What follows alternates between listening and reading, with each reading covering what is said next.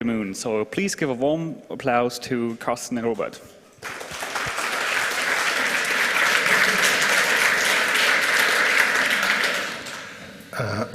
Okay, hello everyone. As already said, I'm Robert Böhme, team leader of the part-time scientists, and this is my colleague Carsten Becker, leader of the electronic groups in our team. And today I want to show you a little bit about the struggles and achievements we had this year, and we got some cool topics coming up and some mind-blowing revelations in the end. So let's get started. First of all, the topic for this presentation is, if my presenter works, it works, is not your grandfather's mission to the moon. So today I want to show you some cool things that are not that ordinary on our way how we want to get to the moon. So just in very short, who are we? The part-time scientists is a group of about 100 scientists and engineers trying to do the first private mission to the moon. So this is very short because I think hopefully most of you know about it. And Carsten will give you a short introduction. Hi, good morning.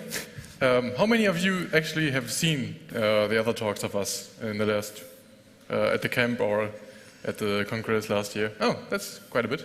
So yeah, I will keep this very brief. So we want to get to the moon, and to get there we need to load our rover into a rocket. And this is from the rocket user guide that you can download on the internet for free if you want to.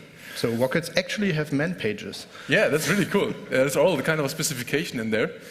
And so what you can see there is the top where it says Spacehead Module. This is where the H-bomb was previously placed. This is an intercontinental missile that was used, oh no, it wasn't used, to nuke the USA. And so what they do is they take off the H-bomb part and put in our lander with the rover. And then the following happens. There is a silo that you can see, the lid is open, and then there you have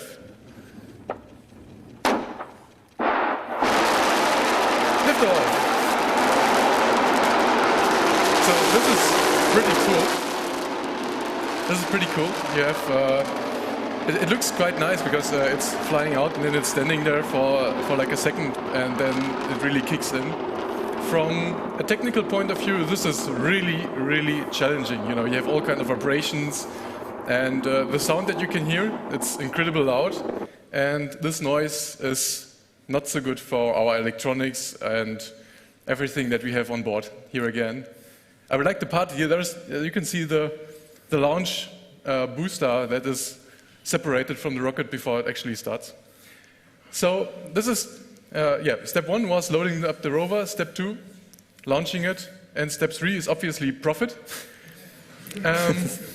So we will hopefully land on the moon and safely, and we will unload the rover, and then we will drive around, take some pictures, and do what nerds do, have fun. And yeah, what this picture here means is something we will explain a bit later in our presentation.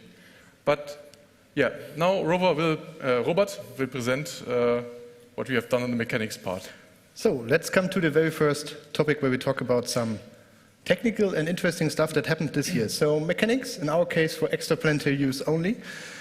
And one thing we've had is an interesting conclusion. It's that gravity always matters. So what does this mean? This means something like, if we can see on this picture, some people of you who have seen these images, maybe we didn't publish this one for a very specific reason. So some of you have visited us at the ILA in 2010, and if you notice, there is this little hill of little rocks down below the rover. There is a reason for this hill, and it's not just to look better, which actually most people thought it would.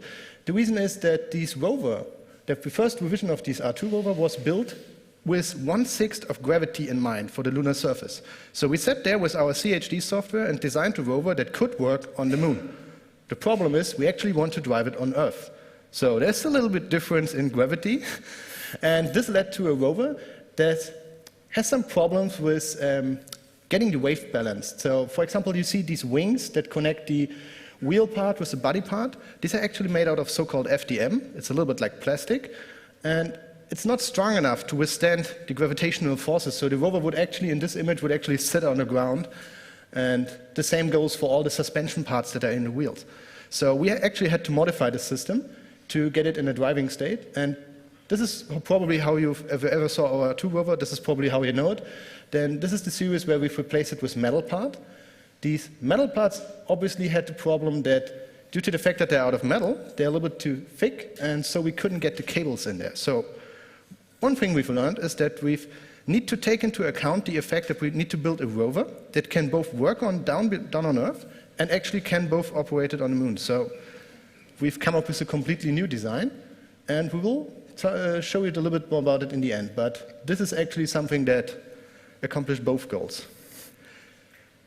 One other story, which is very interesting, is about glue. So sometimes in mechanics, you're not just using screws or other things to make things stick where they belong to. Sometimes you just need some special glue, for example, on screws to protect them. And there's an interesting situation when you come into the room and you see an engineer standing there, in one hand, one bottle of glue that is made for space use, so it's really strong glue, and the other hand, it's just industrial glue. So and then he's just standing there and is thinking about, oh my God, which bottle did I just use to fixate this wheel onto the driving shaft? And yeah, then he realized he just used the wrong bottle, which is a big problem, because in this case, we actually had one wheel that was glued with the wrong glue, and yeah, we needed exactly this wheel to get off again. So it always happens this way. And we were lucky that we get it off. We actually had a good timing. But the problem, why is it so complicated to get such things fixed again? The problem with this glue, for example, is that they have a specific temperature where you could get them, let's say, get them off again. So, and the specific temperature for this industrial glue is at a level that you can apply to all these components without damaging everything that's surrounding it. So you have to heat up a very tiny spot on the rover to just get this screw again, loose again. The problem is with the space-certified glue, you can't reach this temperature without melting everything around it. And let's not talk about the price of the bottle. Oh yeah, that was another problem. Yeah, it's a little bit more expensive than the other glue bottle. But they pretty much look the same, that's the problem. We should have used what we always use, hot glue or duct tape. Oh no. Okay, so let's get to software development. Carsten. Yeah. In the last year, we were concerned with the topic of actually driving our rovers around. You may notice that we have like 4 wheels that are steerable independently, and we have to find people that can actually drive it comfortably at best. And so the first model that you can think of how you could drive a rover with 4 wheels is like a car. But if you look at the equation on how the speeds are computed and how the angles are set up, you will find that this is a really nasty model. If you're bored, you can Google Einspurmodell, and you will find that there's tons of mass there, and it really is awful because you have some slippage on the rear wheel. This is not a good model.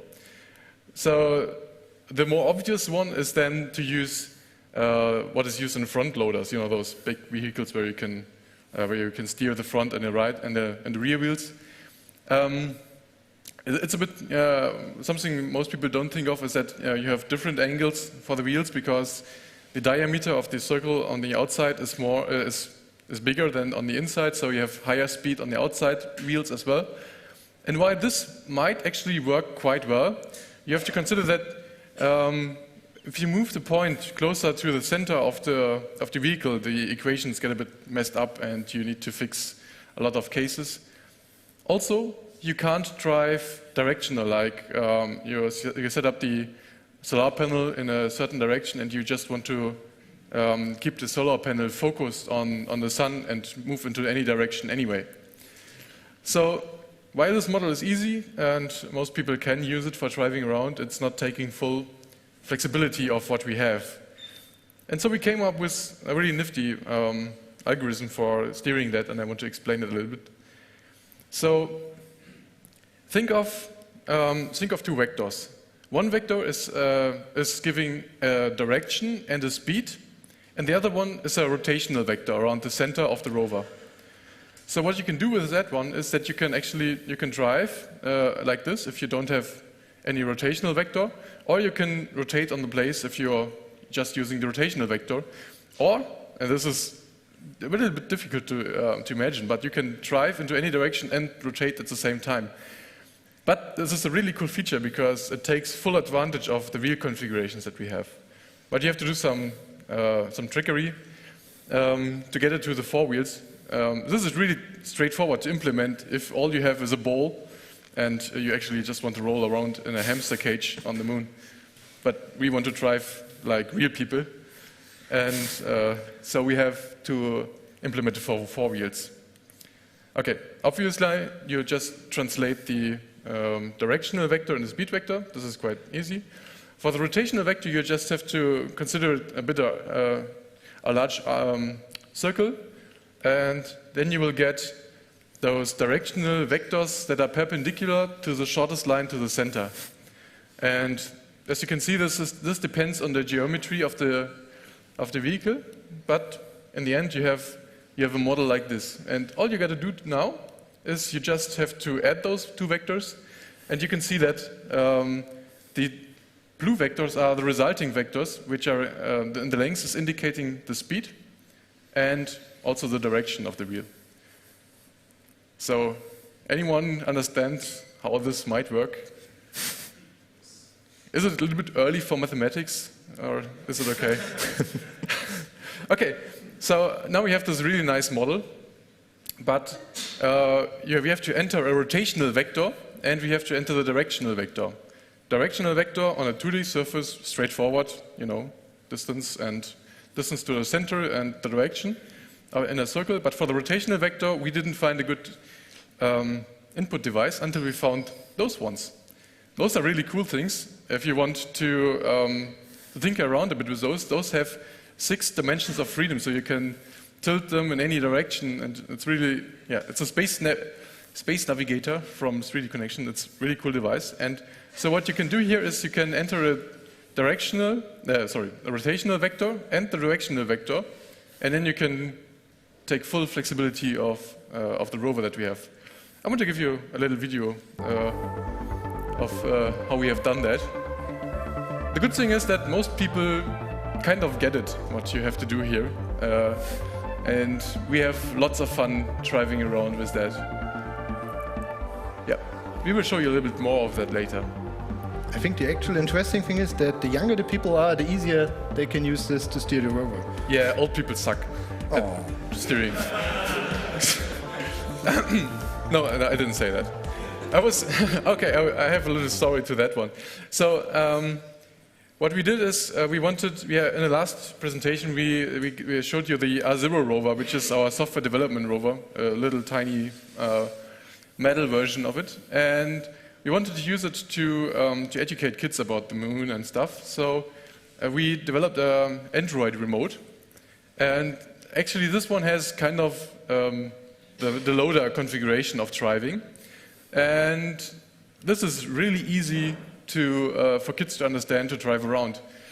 But at the one time, you know, sometimes when you see, I got used to see kids steering our rovers intuitively on the Android remote. But when I saw an 80-year-old granny, you know, like, oh, cool, driving it with that was really fun. And yeah, the other thing we did have some fun with testing. One of the things we have to consider is that you have a 3-second delay when steering the rover on the moon. And this is really tough testing, I have to tell you. It's no fun at all, except for the drinking part.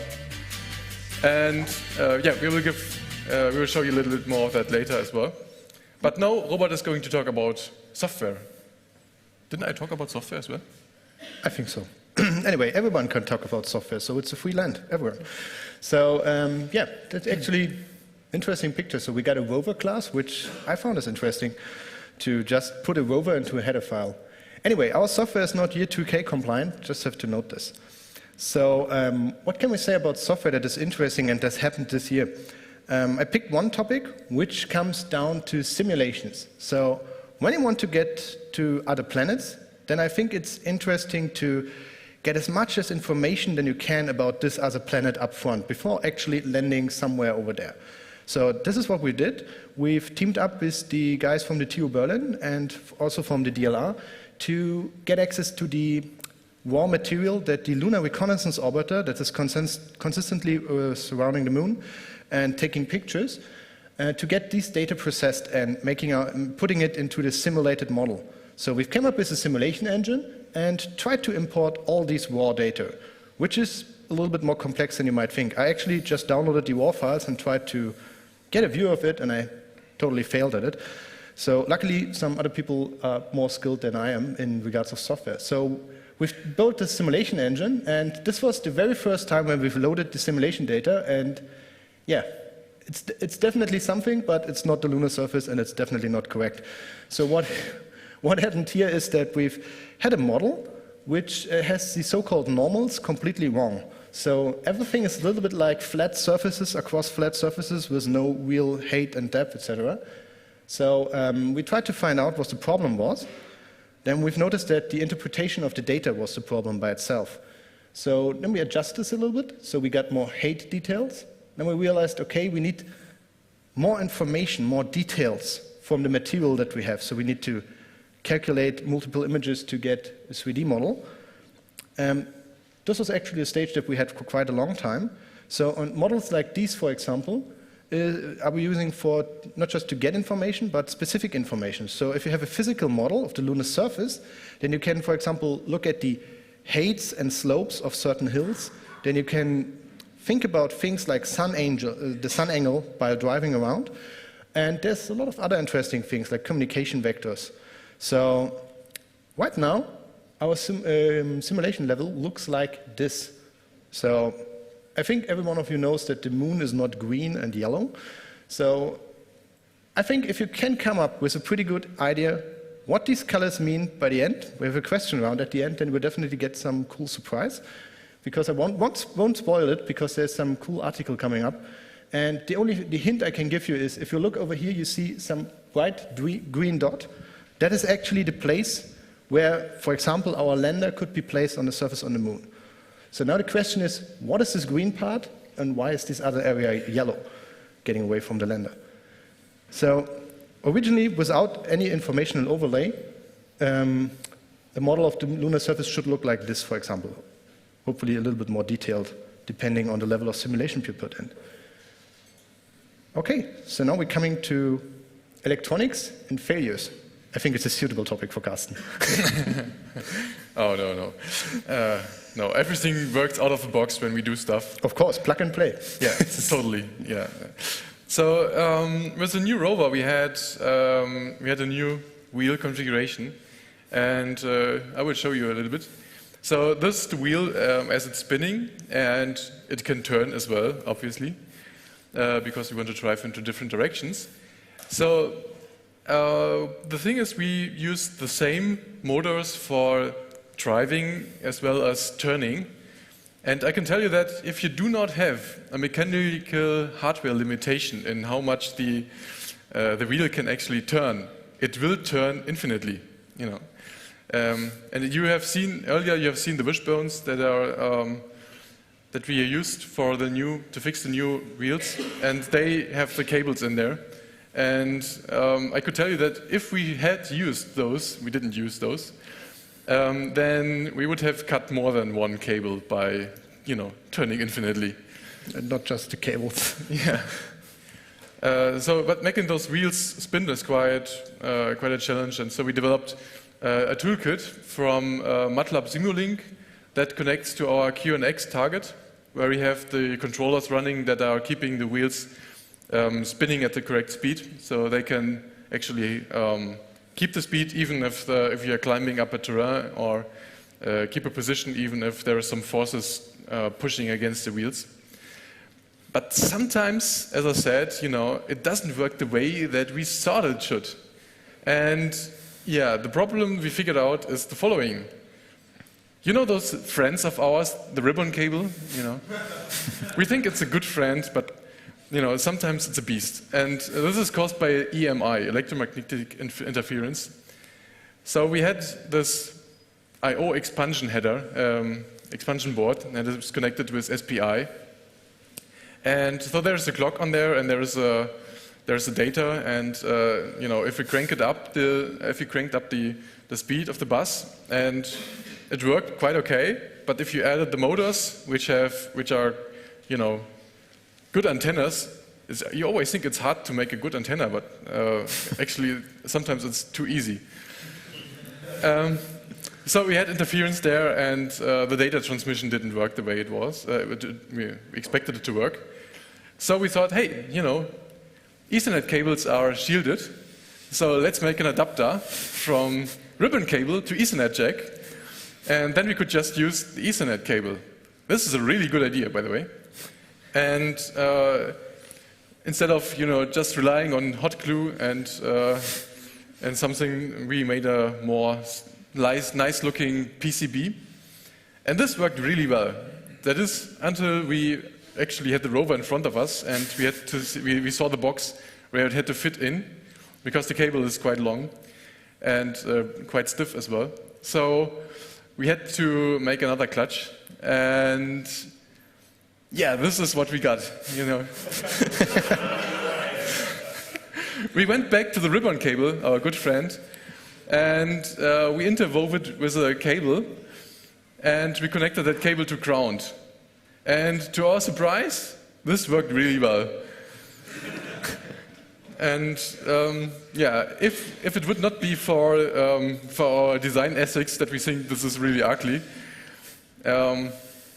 this is what we are going to use now, because it looks more solid. It has an Ethernet cable directly connected to it, and yeah, it's a nice-looking PCB, and it fits into the rover. So we talked a lot about rovers, and most of you already have seen a few of those. But for those that haven't seen one, we will just give a short video that we made about how we are building the rovers.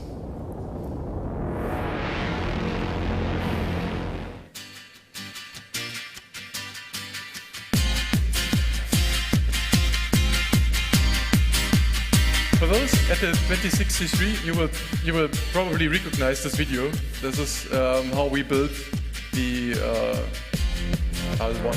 R1 rover, yeah, it's written over there. You just. Oh yeah. Cool.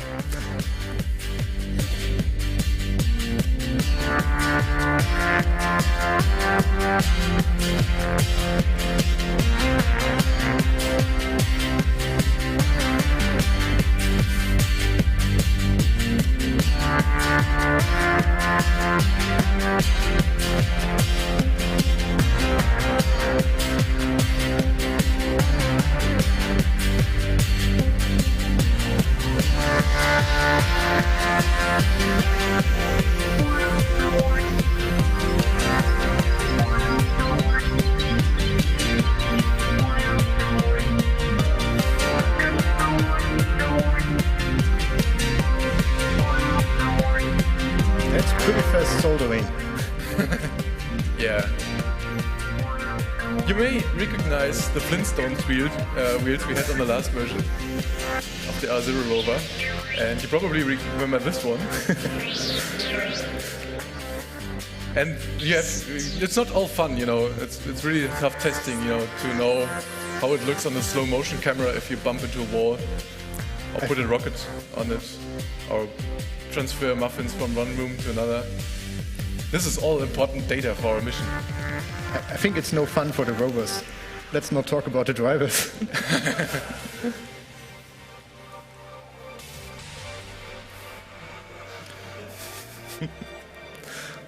No muffin was harmed during the filming of this movie. It was delicious. But back to testing the driving. It may seem really easy to do it, but you see how he bumps into the bottles and stuff, and this is because the only way you can drive is, you say, you give it command, and then you wait 3 seconds until you see what you have done, and most of the time, as in this case, it was that you bumped into a bottle, which is no good, because there are no bottles in the moon. It would be a rock. And this is some of the outreach that we did. This is a really nice moon playground that we built. And so the students can, or pupils can drive around it, and if you drive over a point, you will get some information about that point on the moon on your Android remote. Yeah, we had some infrared beacons implemented woven into the surface. Yeah, not big. Not bacon, definitely.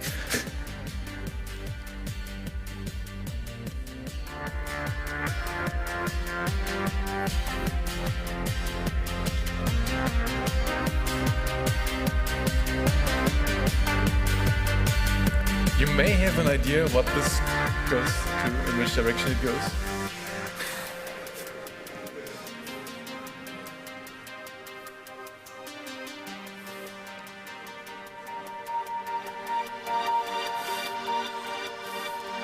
We do not know what's under this black tissue, but we probably will reveal it to you somewhere later. But now Robert is going to talk about what we are going to do in the next year. At least some of it. Thanks. And yeah, 2012. So actually, one of the cool things we had this year, it's still this year a little bit, at least for some short time, is that we actually had our very first full-time scientist. And one cool thing about next year is that we will have our very first intern, which is totally cool. So, and one thing that we have on the roadmap for 2012, which is quite interesting, is so-called radiation testing. So that is something that we want to do pretty early.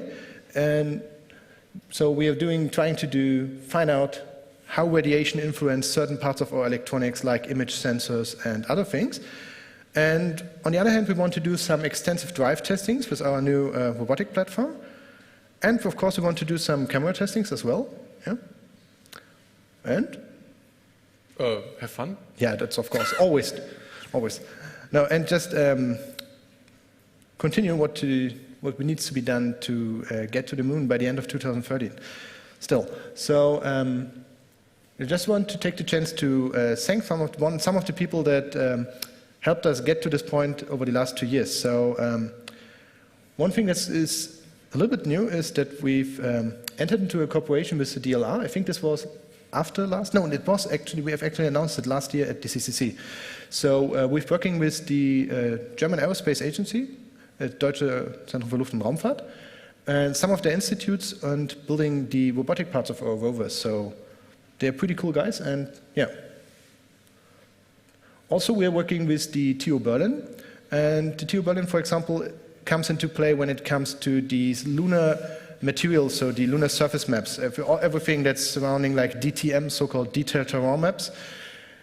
Every time you say, okay, I really need a high-resolution map of a certain area, or I need to find out where would be a cool place to put my rover on the moon, because this is a question that you can't really answer, so can't really easily answer. So you have to take into account many things like how many stones are distributed across a certain area, and are the stones bigger than your rover or smaller? Smaller is better. And this is, for example, where the TU Berlin helps us. And of course, the TU Hamburg-Harburg, which helps us a lot in the electronic fields. I think Carsten can tell a story about this. And one other thing is, we are lucky that we have found a lot of partners and sponsors who helped us with supplying us with certain technology licenses and everything we need to get where we've got so far. And I think if you have something in mind with how it looked like last year, then we have 4 new additions on this map. For once, we have NVIDIA, where we're doing a lot of things with, let's say, really intensive data center computing, because these guys can really crunch some numbers. And also, we have our law firm SZA on the list. And of course, CMOSIS, which are the guys supplying the image sensors. Want to? Yeah, the image sensors, they are used for on the moon, and they are known for building sensors that can sustain the harsh environment there. Also, they make pretty pictures. And then we have QNX, which is our operating system that we are going to put on the rover and will fly to the moon. It's a real-time operating system and quite nice. Yeah, we had a presentation about this on the Linux Tage last year with our colleague Arne. And yeah, it's one of the few things, because many people ask us, why do you using an operating system like QNX and not Linux or some real-time Linux system? And we had a very long discussion about this afterwards, which was very interesting. So, yeah. So much for the 2012 part. Now I want to get to the questions part, because I think we can talk about a lot of interesting things, and I just want to get into the questions area. Before we start with this, if we want to follow us, just look up us on Twitter or Facebook. Yeah, the evil one is the one below. So it's not like in Futurama, it's not like we're following you, but just not on Twitter. So, okay, so as I said before, if somebody of you has questions, we will give away some very nice presents to the one with the best question, and as I'm a pretty bad judge, I will leave this to Carsten, who is always good at judging people. Let's find out. So if you have any questions, the microphone is in the back aisle, so please line up there.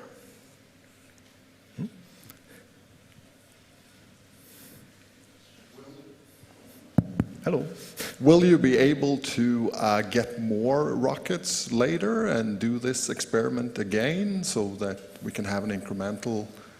Yeah, that's a very important topic. So the question was, will we be able to get more rockets later on? So as we talked about, the rocket that we just showed you was an old intercontinental rocket. There's still a whole stock of these lying around somewhere in some areas. So the point is that these are actually being disarmed, so they are no longer used for distributing nuclear warheads anywhere. So the point is that there is still a defined number, but you're totally right, they're not being renewed. It's a good thing in any way, but the reason is why everybody tries to use these is because they're quite, let's put it this way, they're very reliable, and they have a quite good, interesting price tag. But the point is, there's, for example, companies like SpaceX and the so-called new space sector. So SpaceX, I think some of you may heard it. This is a company who's on the private sector, who is doing the ISS supplies. I think starting also, I think they're already, no, they're starting. No, not yet. They're starting next year, early next year. So there's actually a private company doing what NASA and other companies did, not companies, agencies did before, in supplying the ISS. So there's actually a following up technical lead. The problem is getting the money for going to the moon, because it's not something that every Joe can afford yet.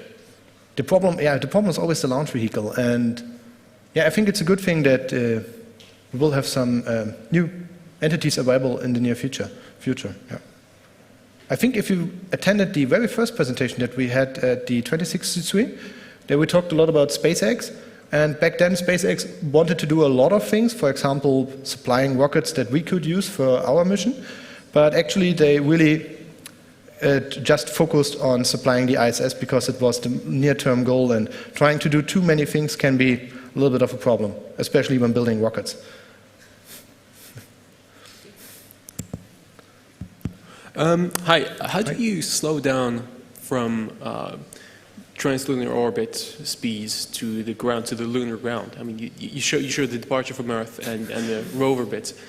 Who's in charge of the slowing down? How do you do it? I'm just thinking about the right word. I just only know it in German. Not, there's no the lunar. For example, if we want to land on the moon, that's definitely not as easy as landing on Mars, because, for example, planets like Mars have an atmosphere, so you can easily, not easily, but you can break down and then you can land. What's it? The English word for Fallschirm. Parachute. Parachute. Thanks. It was that easy. So sorry. So, for example, on such planets you can use parachute. That is definitely something that you can't do on a planet which has no air and no atmosphere. So, for the moon, you definitely need a chemical engine that needs to get you down from the orbit to the lunar surface. So it's not that easy that you say, okay, I have an engine and then I lower it, and at some point I'm just standing over there. So it really is, you have how to describe it, you have an entry that goes a little bit, if your planet is like this, then your entry goes a little bit like this and gets more and more sidewards down to the surface. And at some point, you will have to turn off these engines, and then you have a so-called soft landing, which means getting there, the part that you are currently above the surface, down to the surface without braking. But there's also the boogie-woogie version of landing on the moon. This is what Jack, our trajectory calculation guy, said is, The way is you basically fly into the orbit of the moon where it's surrounding the Earth, and you just wait on a certain place until the moon comes by and you land on it.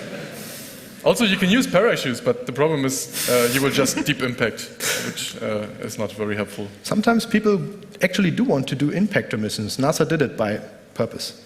Yeah. So, okay.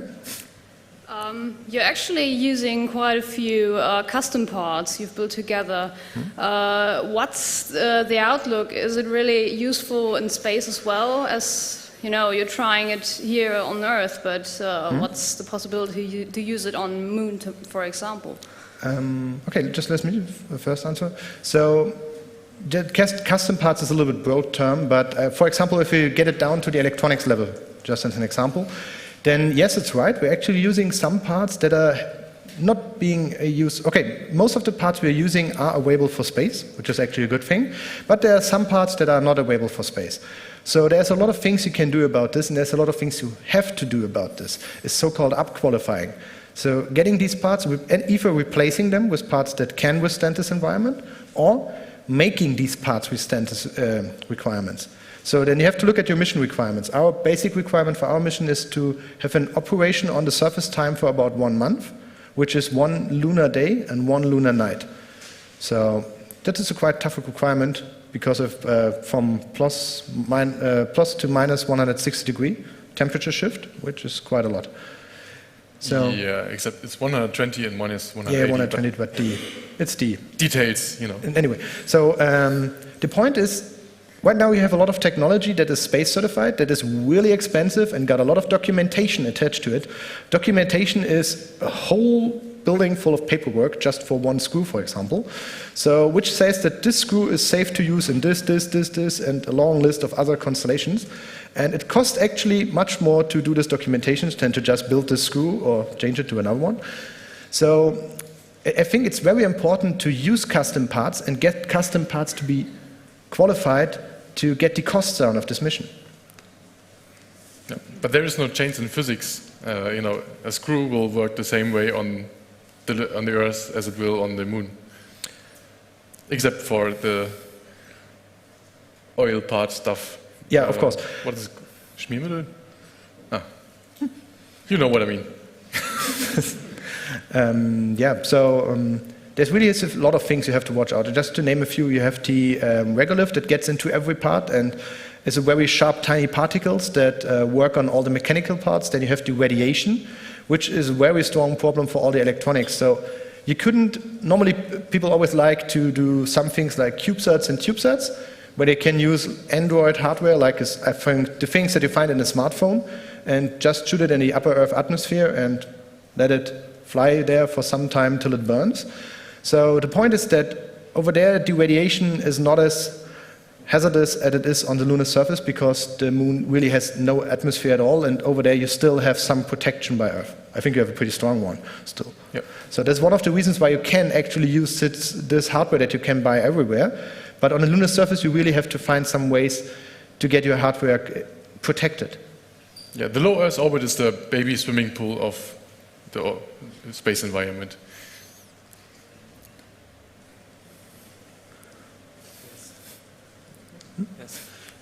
You showed a rover with 4 wheels. Do you ever think about maybe more or less wheels or chains on the rover? Of course.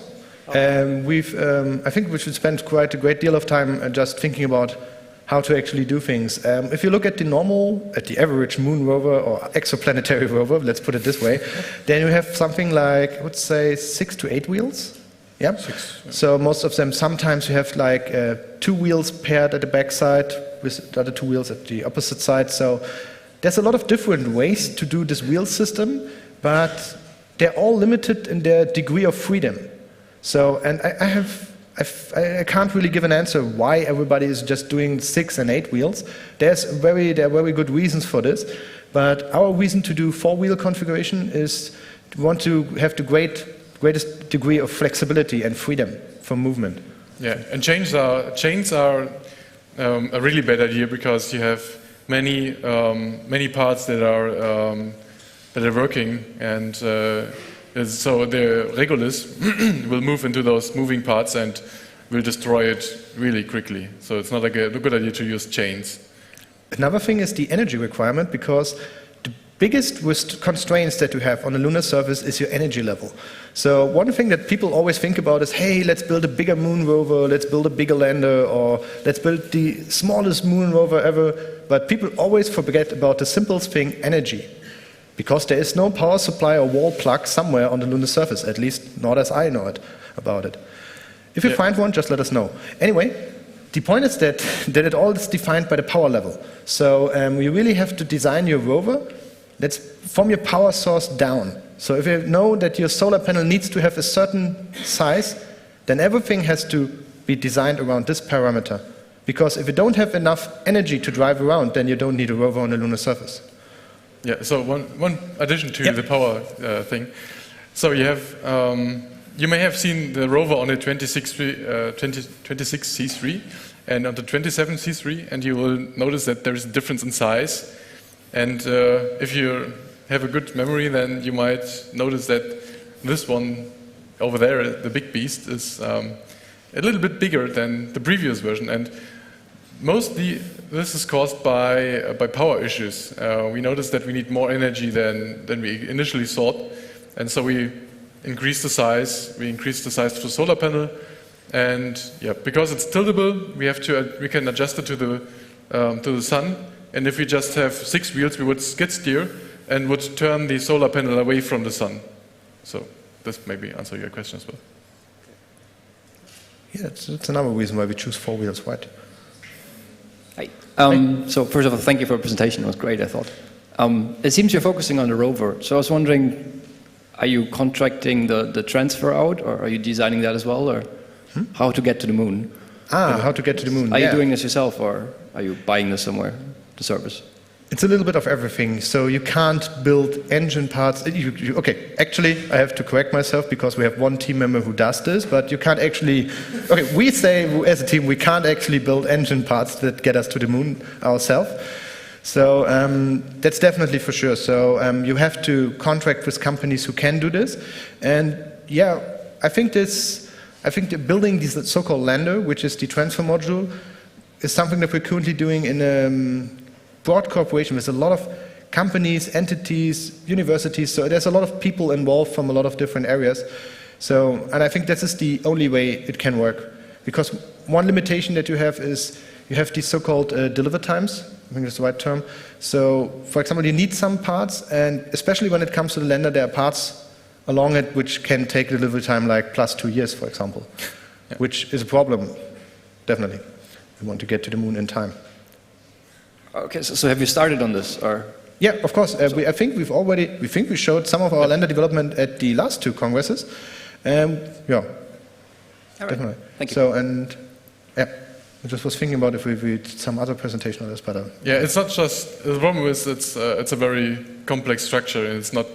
You cannot lift it onto the stage easily, and it cannot drive around. If you would start it here, you would. The problem is that you have it in a computer, and you can do a lot of simulations, but for people to show it, it can't do anything fancy. So the rover can drive, but the lander can only fire up its engines, which is something that you can't do in here. And if you do it in a simulation, then it only looks cheaper than Avatar or Toy Story. So. Okay, thanks. Any more questions? By the way, I wanted to give... Wait, I wanted to say that. Yeah. Those people that have asked questions, please come to the front and you will get your shiny whatever from Robert. Oh, I'm the guy who can give presents. Great. Yeah. So, yeah. So that's... Any more questions if we say what cool stuff we have? For example, I know it's like children. We have Google laptop cases. I think they're pretty cool. So anyway. Or is Google too evil? I have no idea. I'm currently not on the watch list. I only noticed that Facebook is currently evil, but it's always changing too fast. Yeah. Oh. One more? No, there's a question from the internet. Actually, I have a question. Is this question good enough to get one of the Google thingies? So you're asking as a signal angel, or you're asking for the internet? No, I'm asking for myself. Okay, maybe you get. I think that actually qualifies, definitely. Yeah. So, yeah. Good.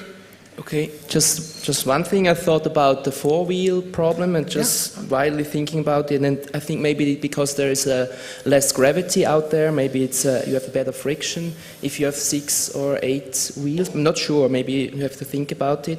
And another problem would be if you lose touch with ground. I mean, you're in the outer space, you have those 3 seconds delay, and if 1 or 2 wheels are in the air, let's say in the air, I'm not sure if you're able to control your vehicle anymore.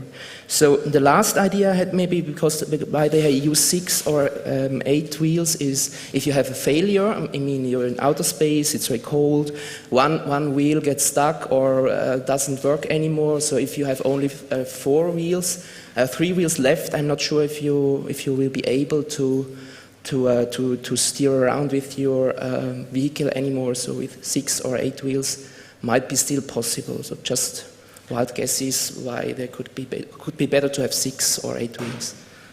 Yeah. There is also something that we didn't talk about specifically, but we can adjust the height of the wheels so that, for example, if we are in a slope, then we can still have the rover, sit straight because we can adjust the height of the wheels.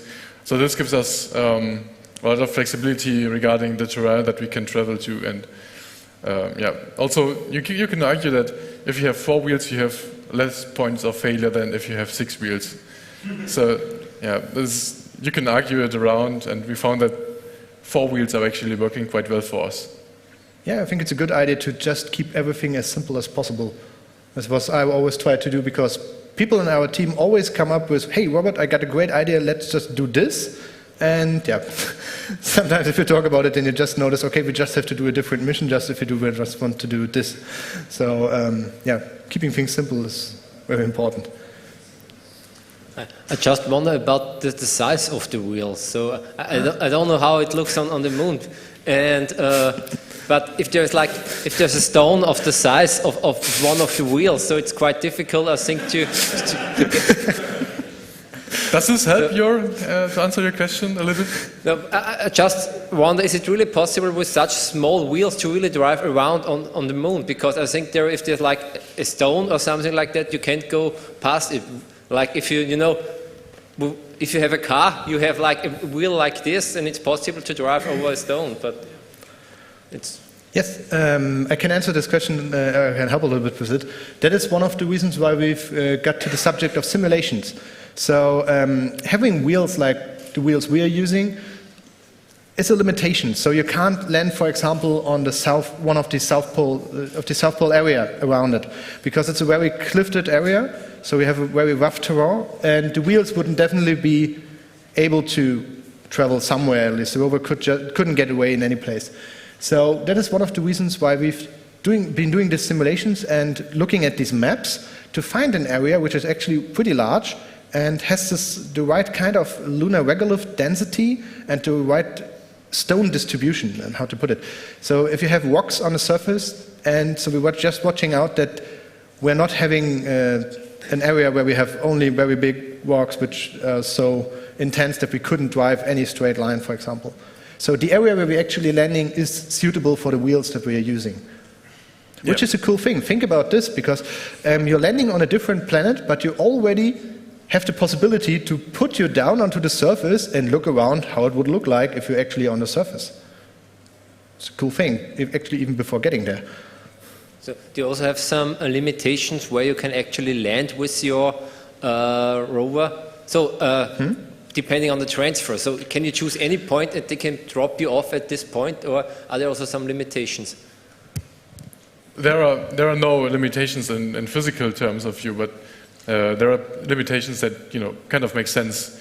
For example, the North Pole and the South Pole, they are known for being very rough terrain with big craters where you have high slopes. So that doesn't make too much sense to land there. Also, landing near an Apollo site is really cool because you can take pictures of the Apollo landing site. So even that would be a reason alone to just land there to see if there is really a flag and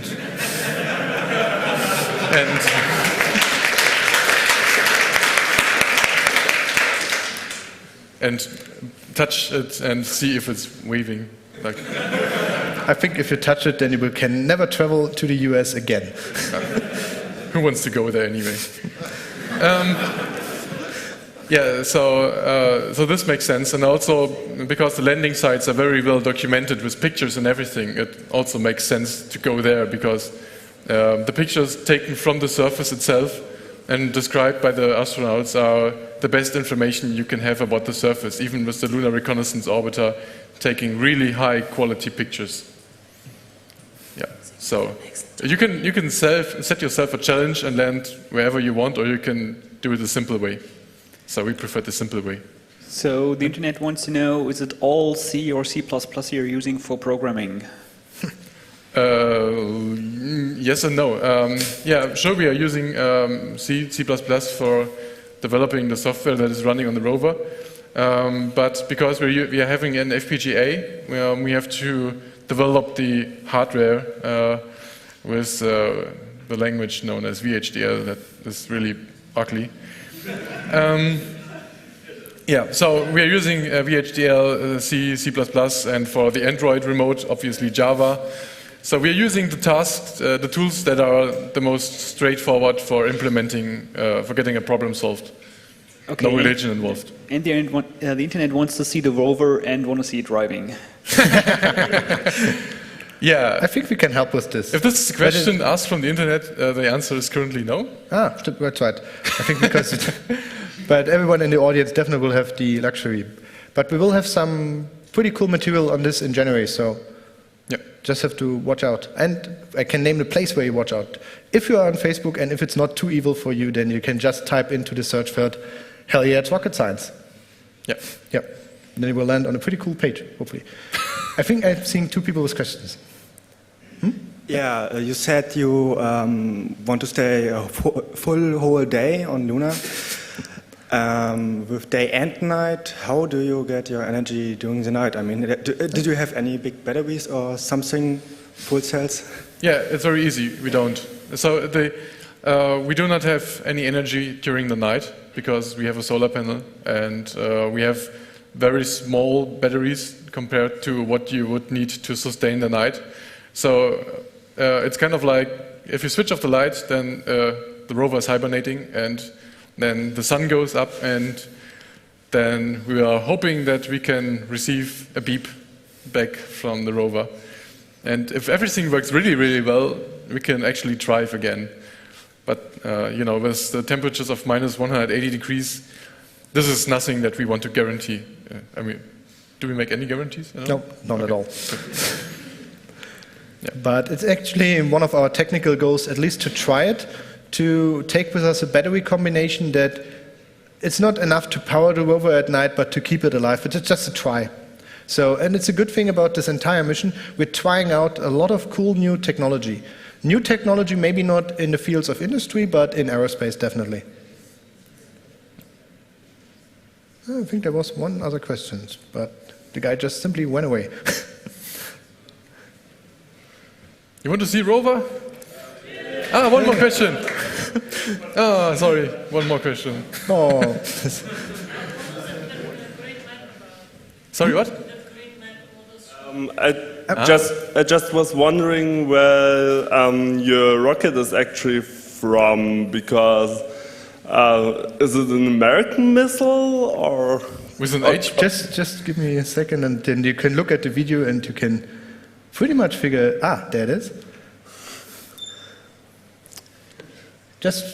Sorry. Yeah, no one knows this logo. Ah, sorry, this video starts. Ah, okay, video starts automatically. That's too easy for me, sorry. Yeah. Yeah, you don't know the logo, but does this look like an American one?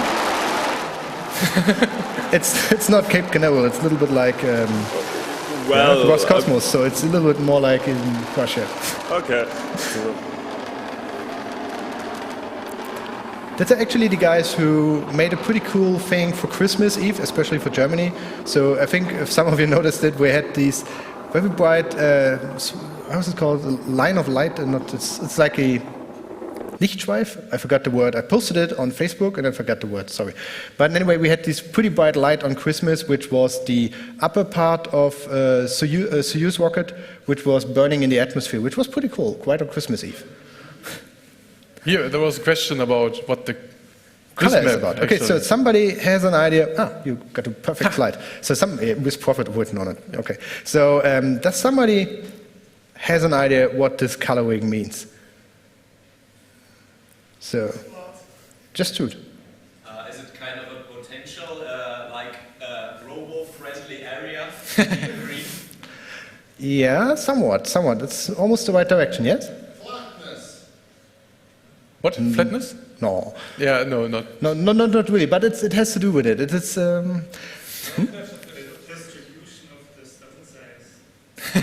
No, I think that would look a little bit different, because I can guess that there would be a lot of stones over here. It's not the distribution of stone size. Sun angel?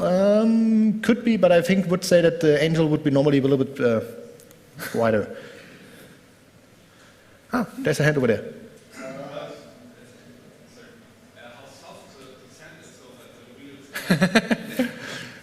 We would love to have the information about how soft the surface is at certain points. This would make life so much easier. I think this is not something easy that you could calculate. The edge angle? Or slope angle? No. I think it's a little bit too complex. Yeah, but I was surprised. I was guessing that, but that somebody, probably I think if this Congress perfectly fits the topic about what this map is about. So it's too early in the morning. Anyway, yeah. So do you want to say it? Yeah. Yeah. No. Okay. I don't know what it is. You know it. You don't know what it is? It's a map. But anyway, what it is about is this simulation shows you. For example, if you take this point and say this is my lunar lander, then what we've did with the simulation model is finding out if you use your lander as a communication relay and you want to communicate from your lander to your rover, then you have the regolith in between. So, and the regolith itself is pretty good at blocking communications. So, and what we've been mapping out here is the area with good communications for our rovers and the area with worse communications. And there are also areas where you have totally non-communication. It's not that easy. It's not like, hey, there's a mountain and after the hit behind the mountain there's no communication. There's a quite interesting mathematics involved in it. It's the so-called Fresnel zone. And it's about the mass that is in between you and the point where you want to communicate with. So we are actually doing this physical model, taking into account the height of the rover and the possible height and position of the lander. And mapping out the area where you have some good communications with high bandwidth, which is interesting for the people over here. Bandwidth is always good. What's the scale of this? Is this hundreds of meters? Or? I have to admit, I have no idea. I just asked our software guys to send me a screenshot. So. He asked what the scale of the map is, by the way. Yeah, I know, but also I have to recount the question. Sorry. Exactly. Good. Okay, so I think we're pretty much through, and thanks.